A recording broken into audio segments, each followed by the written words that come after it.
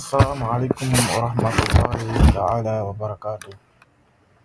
Chers frères et sœurs en islam, aujourd'hui nous allons parler de l'importance de la doua du prophète Yunus alayhi salam, qui n'est d'autre que La ilaha illa ant, subhanaka inni kuntu minaz zalimin.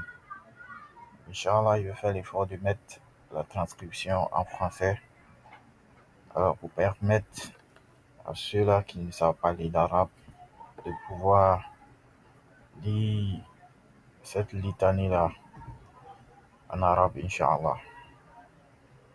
Je vais essayer de transcrire l'invocation en arabe en français pour permettre à ceux-là qui ne savent pas lire en arabe de pouvoir avoir la version française, Inch'Allah. Donc aujourd'hui, je vais vous donner cette puissante litanie, cette puissante invocation-là qui va vous permettre de pouvoir régler vos problèmes lorsque vous êtes dans la difficulté financière, que vous n'avez plus d'issue, vous n'avez plus vous n'avez pas de soutien, vous ne savez pas où courir aller, vous n'avez plus de repères. Alors, le seul repère qu'il y a, c'est Allah subhanahu wa ta'ala. Ses portes sont grandement ouvertes. Donc, si vous vous souvenez, Yunus alayhi salam a été envoyé à son peuple, et lorsqu'il est allé vers son peuple, il a essayé de convaincre le peuple d'adorer Allah subhanahu wa ta'ala et de venir vers Allah. Et le peuple ne l'a pas écouté, le peuple l'a rejeté. Alors Yunus, étant fâché, sans demander à Allah subhanahu wa ta'ala ce qu'il fallait faire, Yunus abandonne sa mission et fuit, n'est-ce pas, son peuple pour aller vers un autre peuple qui pourra peut-être l'accepter. Alors sur le chemin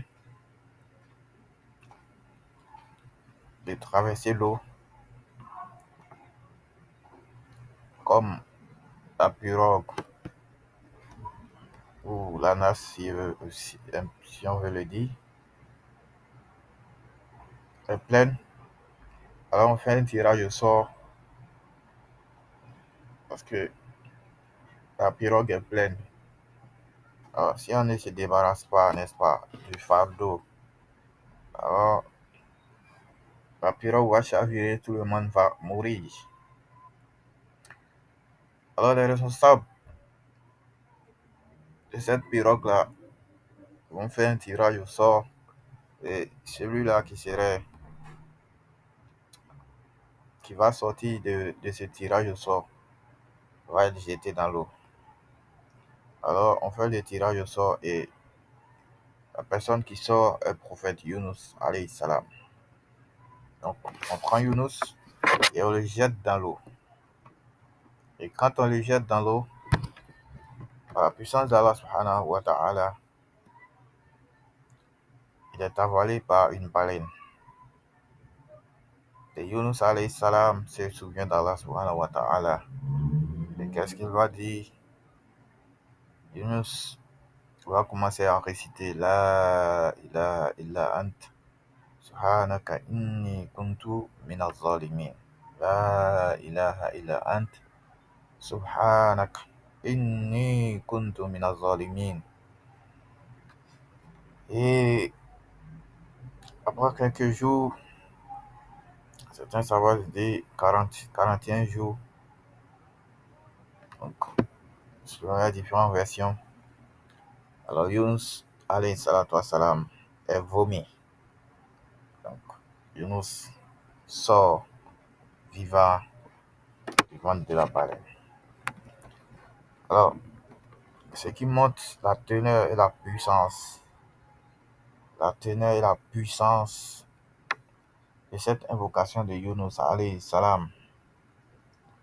Et toute personne qui est dans une épreuve Ils traversent des difficultés, que ce soit financières, des difficultés, n'est-ce pas? À un point fini, je vous donne cette recette, Inch'Allah, par la puissance d'Allah subhanahu wa ta'ala. Vous allez trouver une issue à votre problème. Allah subhanahu wa ta'ala va vous aider à sortir de ces problèmes dans lesquels vous êtes. Donc,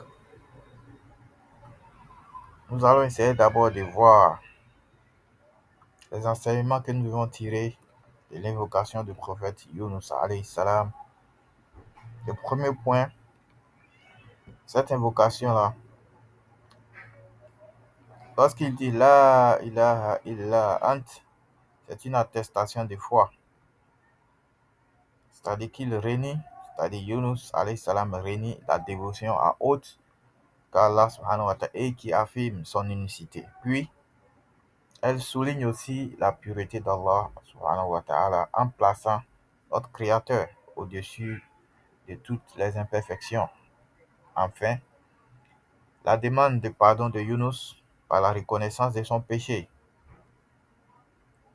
Et donc, le fait de reconnaître le tawhid, c'est-à-dire l'unicité d'Allah, et d'affirmer la perfection d'Allah, revient à affirmer sa perfection, mais aussi à renier l'imperfection le concernant. On retrouve également ce fondement majeur de la Aqidah dans la signification de Subhanallah. Quant à la reconnaissance du péché, elle implique une soumission vis-à-vis de la loi d'Allah subhanahu wa ta'ala, car celle-ci qui détermine le halal et le haram. De plus, à Allah seul revient le pouvoir de rétribuer les serviteurs selon les actions. La reconnaissance du péché fait partie des étapes fondamentales du repentir. Admettre ses erreurs permet également de mettre en exergue sa faiblesse ainsi que sa soumission vis-à-vis du Créateur. Le serviteur d'Allah dépend de son Seigneur, tandis que celui-ci suffit à lui-même, exalté soit-il. Voici 4 points par lesquels le croyant se rapproche du divin, c'est-à-dire d'Allah subhanahu wa ta'ala. Il peut se rapprocher par l'unicité d'Allah subhanahu wa ta'ala,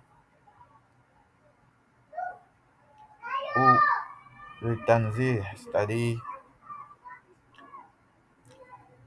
qu'il peut se rapprocher par le fait d'exempter Allah de toute imperfection. Ou il peut se rapprocher d'Allah subhanahu wa ta'ala par la servitude, c'est-à-dire yani fi ibada, être un serviteur, c'est-à-dire adorer Allah, ou soit par la reconnaissance du péché, c'est-à-dire le tawbah, nécessaire pour faire partie des repentants. Donc, voici un peu la puissance, n'est-ce pas, ou l'enseignement que nous pouvons retenir pour faire ressortir du, de l'invocation de Yunus alayhi salam. Alors, comment pratiquer cette invocation? Et comme on le sait déjà, comme tout croyant, nous devons être en état de pureté, faire istighfar le nombre de fois que nous pouvons. Alors, comme notre prophète alayhi salam l'a dit aussi, toute personne qui m'invoque, n'est-ce pas, avant, n'est-ce pas, de demander à Allah subhanahu wa ta'ala quelque chose, votre prière est acceptée. Donc, nous allons aussi faire la prière sur le prophète alayhi salam, n'importe quelle salat, salatul ibrahimiyya, salatul qadriya. Nous vont utiliser aussi la salat, yani, at-tijaniyya, salatul mawsufi, salatul nariya, n'importe quelle salat que vous connaissez, vous pouvez l'utiliser. D'accord? Et après cela, vous pouvez réciter La ilaha illa anta subhanaka inni kuntu minaz zalimin. Vous le faites matin et le soir, en marchant, couché, dans toutes les positions, vous le faites continuellement, continuellement. Inch'Allah, vous allez sortir, n'est-ce pas, de vos problèmes. Inch'Allah, Inch'Allah. La situation dans laquelle vous êtes, Allah subhanahu wa ta'ala va vous faire sortir de cette situation. Bismillah. Donc faites-le matin, si vous pouvez le faire 1000 fois le soir, avant de dormir, vous faites 1000 fois. Dans la journée, quand vous êtes au travail ou dans n'importe quel lieu, continuez de le réciter en marchant. Partout où vous êtes récitez cette évocation-là, Inch'Allah. Allah va vous aider, Allah va vous venir en aide. Inch'Allah, voici, n'est-ce pas, l'invocation que je vous donne aujourd'hui, Inch'Allah. Prenez ça en considération et mettez ça en pratique. Allah subhanahu wa ta'ala nous aide, qui nous ouvre les portes, qu'Allah nous pardonne et qu'Allah fortifie notre foi et qu'Allah nous stabilise dans sa foi, qu'Allah nous stabilise dans sa religion et qu'il nous utilise, n'est-ce pas, à bon escient dans la cause du dîn al-Islam. Assalamu alaikum wa rahmatullahi ta'ala wa barakatuh.